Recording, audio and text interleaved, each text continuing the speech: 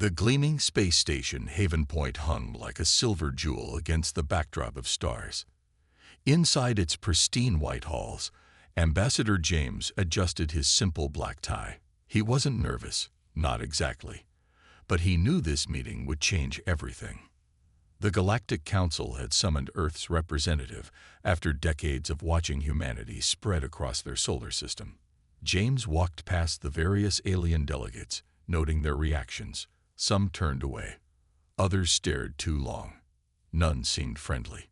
The council chamber doors opened with a soft hiss. Inside, 12 alien representatives sat in a semicircle on elevated platforms.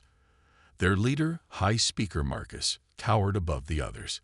His gray skin and multiple eyes might have seemed intimidating to someone else, but James had prepared for this moment. "The human may approach," Marcus announced, his translator making the words sound flat and artificial. James stepped forward, his footsteps echoing in the silent chamber. He could feel the weight of 24 alien eyes studying his every move. "Greetings, Honorable Council," James said, bowing slightly, not too deep, just enough to be polite without showing weakness. "Earth thanks you for this opportunity to discuss our place in the galactic community." Marcus leaned forward, his secondary eyes blinking rapidly. "Let us not waste time with pleasantries, human. We have observed your species for 50 of your Earth years. Your expansion troubles us." James maintained his diplomatic smile. "We seek only to grow and learn, High Speaker. Humanity has much to offer." Silence. Another council member interrupted. This one had metallic scales and spoke in sharp clicks that the translator struggled with. "You spread like a virus. 3 colonies on Mars. Mining operations on 16 asteroids.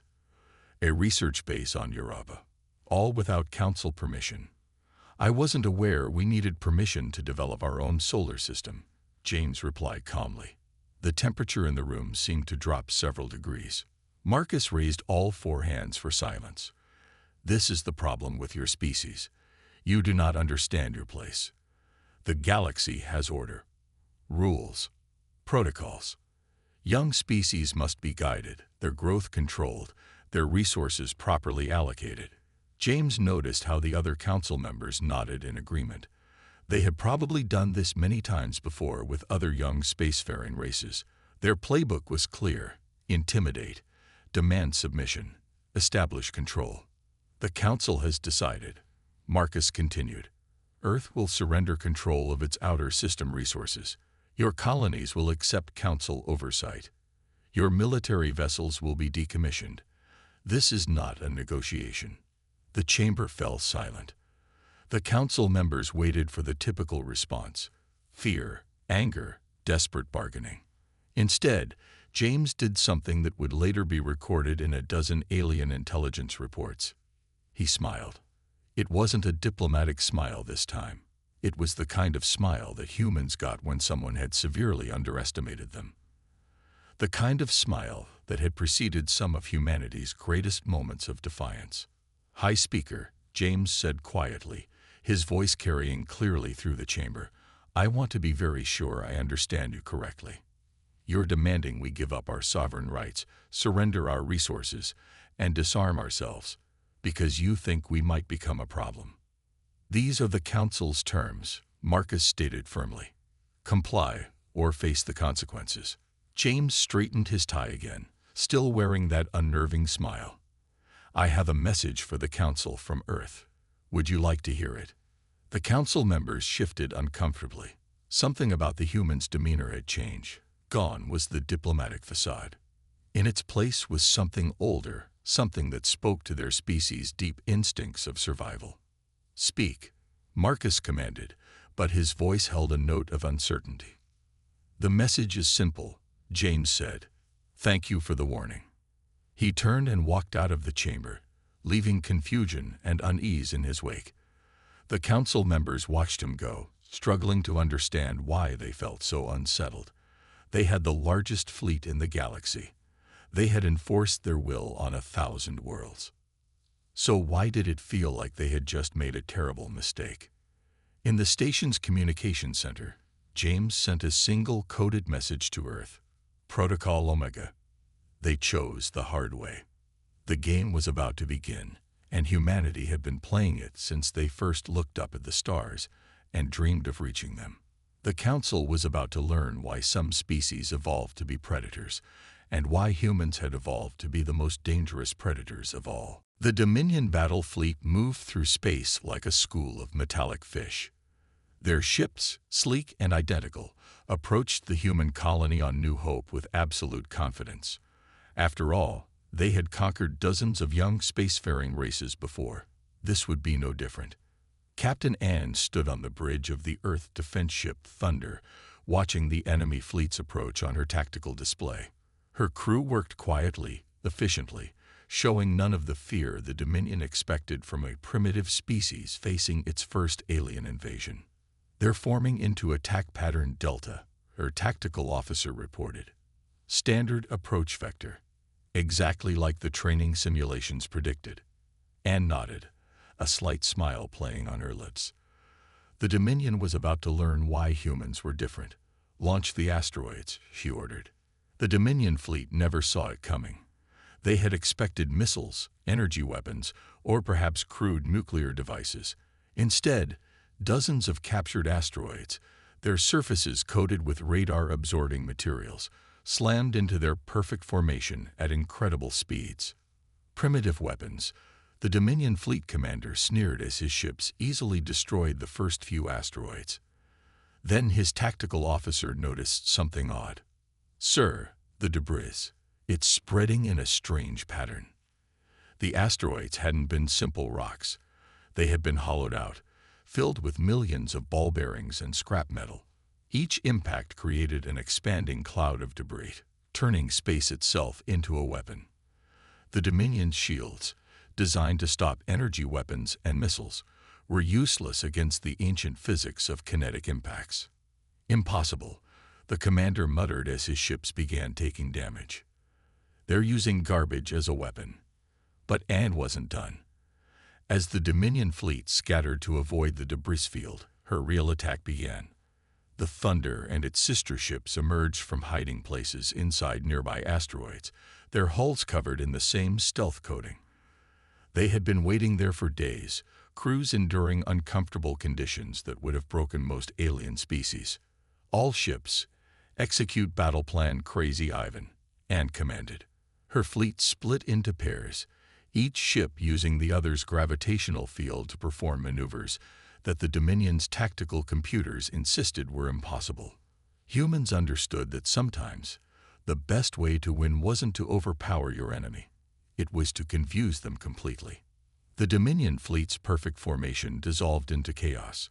Their ships, designed for long-range energy weapon battles, found themselves in a close-quarters brawl with human vessels that seemed to ignore the basic laws of space combat. Human ships deliberately vented atmosphere to change direction, used electromagnetic pulses in ways that made no tactical sense, and appeared to welcome damage if it meant getting a clear shot at their targets. "They're insane," the Dominion commander broadcast to his fleet. "Fall back and regroup. We need to engage at proper combat ranges." But there was no falling back. The debris field had turned the battlefield into a maze, and the humans knew every path through it. They had planned this entire battle knowing exactly how the Dominion would react. Because while aliens had developed space combat into an art form, humans had been studying warfare since they first picked up stones as weapons. In less than an hour, it was over. The mighty Dominion fleet retreated in disarray, leaving behind a graveyard of shattered ships and broken tactical doctrines. Captain Ann sent a simple message to Earth Command. First contact combat test concluded. They have much to learn.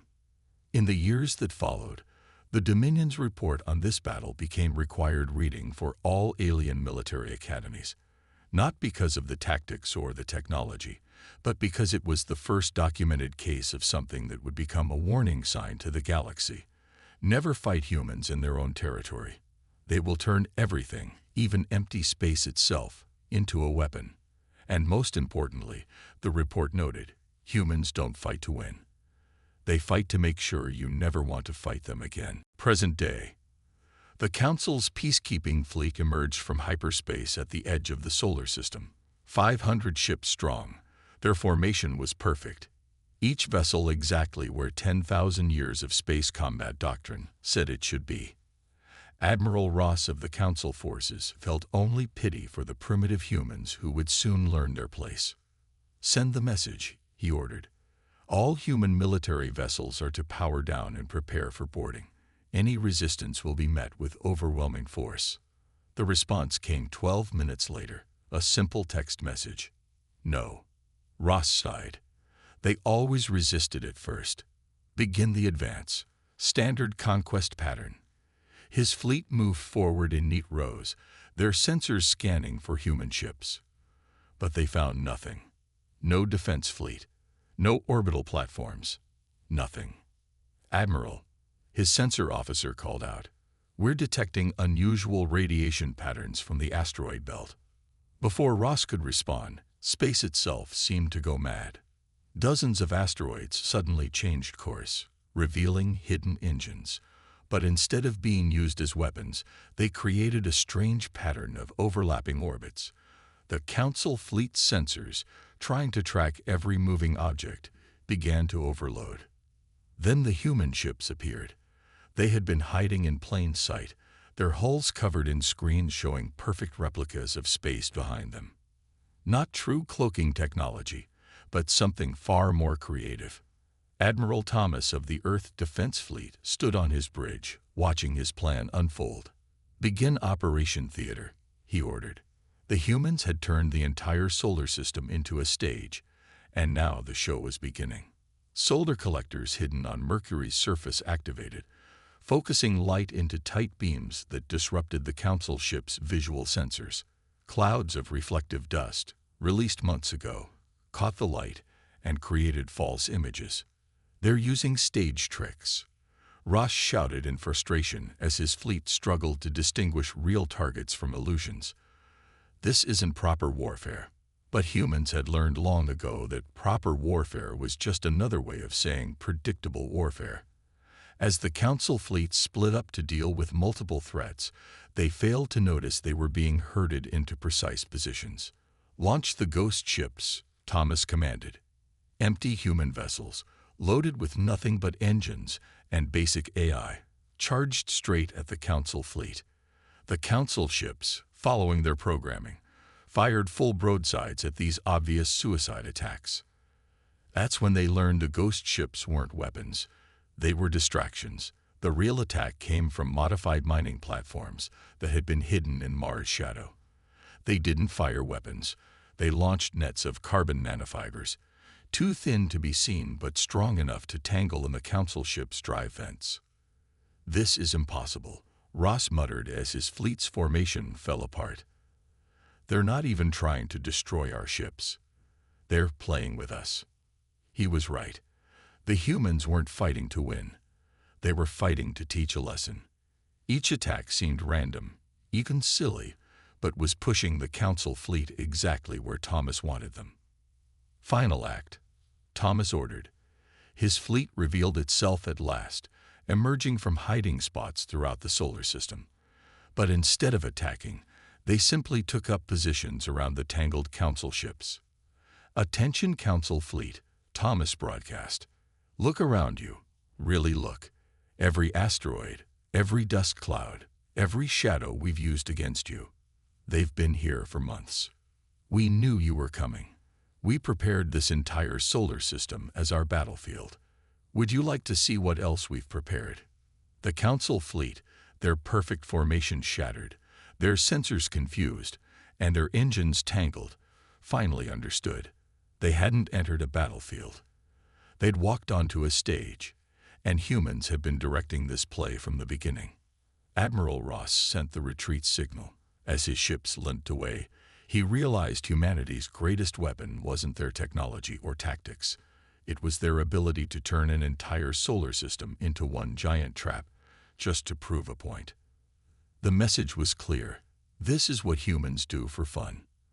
Imagine what they'd do if they were serious about fighting. A senior intelligence analyst, Ben, of the Council forces stared at his screen, trying to understand what made humans so different. Around him, the Council's top researchers had gathered to review footage from their recent defeat in the Sol system. They needed answers, and they needed them quickly. "Play the mining station footage again," he ordered. The holographic display showed a human repair crew working outside their station near Jupiter. What made this footage special wasn't what they were doing, it was how long they were doing it. 14 hours, Ben noted. They worked in space for 14 hours straight. No breaks, minimal rest, in conditions that would drive most species insane. He pulled up comparison data from other spacefaring races. Most could handle 2 or 3 hours of spacewalking before needing significant rest. Another researcher, Mark, stepped forward. "It's not just their endurance. Look at this." He played footage from a damaged Earth ship. The hull was breached, atmosphere venting into space. Standard procedure across the galaxy was to abandon any compartment that lost pressure. The humans didn't follow standard procedure. They patched the hull, Mark explained, using pieces of their own furniture.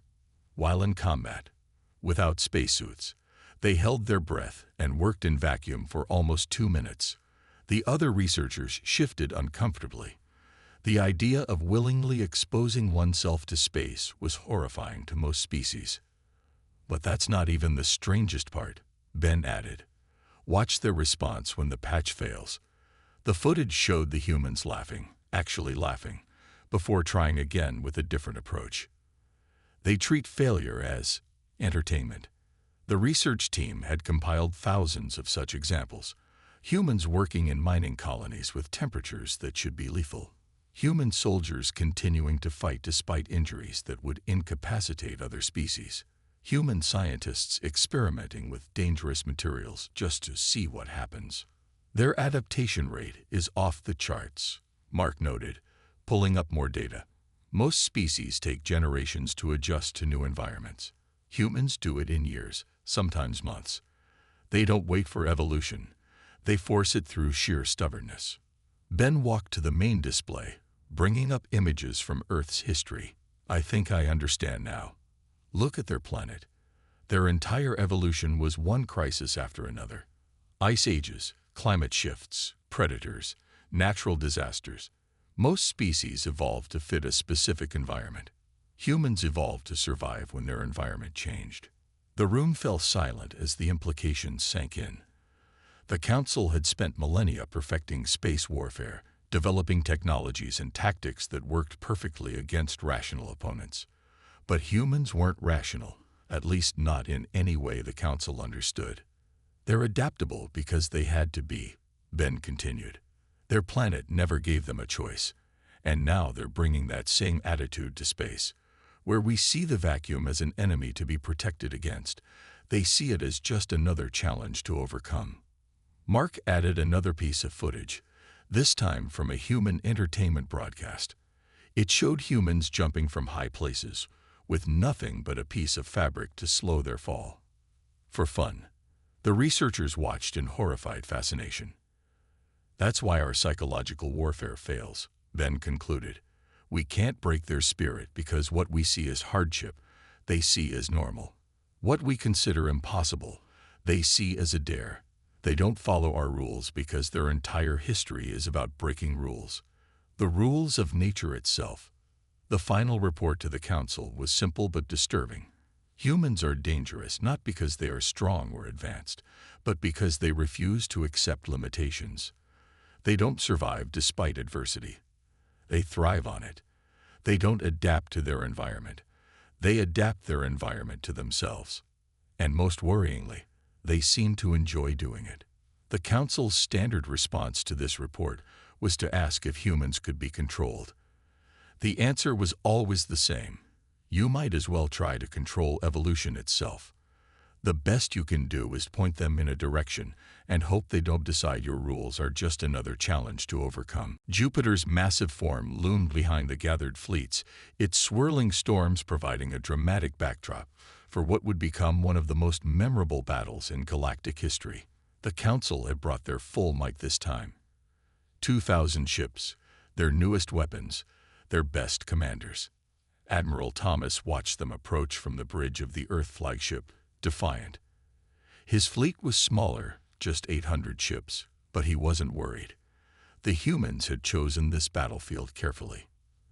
They're deploying in the hammer and anvil formation, his tactical officer reported. Classic encirclement pattern. Thomas smiled. Begin Operation Thunderstorm. The Council fleet watched in confusion as the human ships suddenly broke formation, scattering in seemingly random directions. Some powered down completely, drifting like dead vessels. Others began flying erratic patterns that made no tactical sense. They've lost their minds. The Council commander broadcast to his fleet. Finish this quickly. That's when the humans revealed their first surprise. The dead ships weren't dead at all. They were moving, using Jupiter's massive magnetic field to power themselves. They had transformed the gas giant's natural radiation into a weapon, riding the electromagnetic waves like surfers on invisible water. Impossible. The Council's science officer shouted. No shield can work in those conditions. He was right. The humans weren't using shields. They had coated their ships in the same material used in ancient Earth power lines, turning their entire hulls into electromagnetic conduits. It was crude, dangerous, and exactly the kind of insane solution that made humans so unpredictable. The battle split into chaos as human ships used Jupiter's radiation to appear and disappear from sensors, striking from impossible angles. But Thomas wasn't done. Launch the solar sailors, he ordered. From hidden bays in human ships emerged thousands of small craft, each carrying a massive reflective sail. They positioned themselves carefully, using the light from the distant sun to create a complex network of reflected beams. Sir, we're losing sensor lock, a Council officer reported. The light patterns, they're not random. They're creating a three-dimensional grid of blind spots. The human fleet danced through these invisible corridors of sensor darkness, appearing and disappearing like ghosts. Each ship knew exactly where the safe zones were, turning the battlefield into a deadly maze that only they could navigate. But the true masterstroke came next. Release the shepherds, Thomas commanded. Small, unmanned drones shot out from the human fleet. They weren't weapons. They were shepherds, designed to herd the superheated plasma constantly erupting from Jupiter's storms. The Council watched in horror as humans literally weaponized the largest planet in the solar system, using its own atmosphere against them. This isn't warfare, the Council commander protested. They're breaking every rule of engagement. Rules. Thomas's voice crackled across all frequencies. The only rule in space is survival. We learned that from Earth's oceans long before we reached the stars. In space, like the sea, you adapt or you die. The Council fleet found itself trapped in a web of electromagnetic interference, blinded by precisely calculated light reflections and herded by artificial storms of Jovian plasma. Their perfect formations meant nothing here. Their advanced technology was being defeated by humans using the natural forces of space itself as weapons. You wanted to see humanity's place in the galaxy. Thomas broadcast. Look around you. We don't just travel through space. We don't just adapt to it. We master it. Every phenomenon you fear, every condition you avoid, we turn them into our tools. The Council fleet began to retreat, their neat formations shattered, their confidence broken. They had come expecting to fight ships and weapons. Instead, they had fought against the very nature of space itself, wielded by a species crazy enough to grab a solar storm by the tail and use it as a weapon. As the last Council ship fled, Thomas sent a final message. Remember this day. Remember what happens when you force humans to get creative. Dr. Rex adjusted his recording device as he prepared to give his presentation to the Galactic Scientific Council. After the recent battles with humans, understanding this species had become the highest priority. As the leading xenoanthropologist in the galaxy, he had spent months studying their history and behavior. "Begin recording," he said. "Special report. Why humans terrify us." A scientific analysis. The lights dimmed in the grand hall as he displayed the first image. A human hunting party from Earth's ancient past, pursuing an animal much larger than themselves. Most species evolved to either fight or flee, Rex explained to the assembled scientists. But humans are different. They evolved as persistence hunters. They didn't need to be the strongest or fastest. They just needed to keep going until their prey couldn't. He showed the next image, human footprints crossing a desert. They can walk for days with little rest. Their bodies are incredibly efficient at cooling themselves through sweating, something most species never developed. They can recover from injuries that would permanently disable other races. The council members shifted uncomfortably as Rex continued. But their physical capabilities aren't what make them truly dangerous. It's their psychology. He displayed brain scans of various species under stress. When most species face defeat, they retreat. When cornered, they submit. It's logical. It preserves the species. But humans. He played footage from their recent battles. Humans become more dangerous when they're losing. The recording showed human ships, heavily damaged, deliberately colliding with larger council vessels. Not as suicide attacks, but as calculated moves to disable specific systems. The pilots would eject at the last second, somehow surviving in space until rescue arrived. They have a concept called spite, Rex explained. They will accept harm to themselves if it means causing harm to an enemy. No other known species does this. It goes against every survival instinct we understand. He displayed more data, showing how human military tactics evolved. They don't try to match our technology. They bypass it completely. Where we spent millennia perfecting energy shields, they simply figured out ways to make those shields irrelevant. The next section showed human children playing games. Look at how they teach their young. Every game is about overcoming challenges. Their entertainment simulates disaster scenarios. They deliberately seek out difficulty. They call it fun. Rex paused the presentation, looking at his audience seriously. But here's what truly makes them different. Most species develop technology to make survival easier. Humans develop technology so they can survive in places they have no business surviving. He showed footage from human space stations and colonies. They build habitats in radiation zones because the view is nice. They mine asteroids by hand because it's cheaper than automated systems. They treat the deadly vacuum of space like it's just an inconvenience. The final section of his presentation focused on human medical data. They can survive losing limbs, organs, even parts of their brain. Not because of advanced medical technology, but because their bodies simply refuse to die. They call it determination. We have no scientific explanation for how they can continue functioning under conditions that should be fatal. Rex concluded with a simple demonstration. He showed two images, a human settlement on Mars next to a luxury resort on a council paradise world. The resort was built because the location was perfect, he explained. The Mars settlement was built because humans were told that survival on Mars was impossible. They took it as a challenge. This is why we can't beat them through force. Every limitation we try to impose becomes a puzzle for them to solve. His final words would be quoted in Xenobiology textbooks for generations. Humans don't just survive adversity. They actively seek it out. They don't overcome obstacles because they need to. They do it because they want to. And that makes them the most terrifying species in the galaxy. The Haven Point space station looked different now.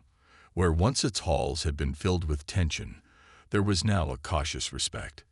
2 months had passed since the battle at Jupiter, and the Galactic Council had called for another meeting. Ambassador James walked the same path he had before, but this time the alien delegates didn't turn away. Instead, they moved aside, some offering small nods of acknowledgement. News of how humans fought had spread quickly through the galaxy.